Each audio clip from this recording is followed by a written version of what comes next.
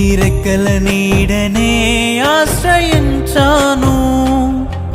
నిందలు అవమానాలు సహించుకుంటూ నీ రెక్కల నీడనే ఆశ్రయించాను.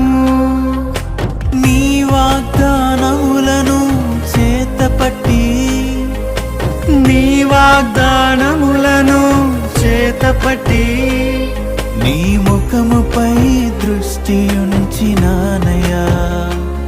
నీ ముఖముపై దృష్టి ఉంచినానయ్యా.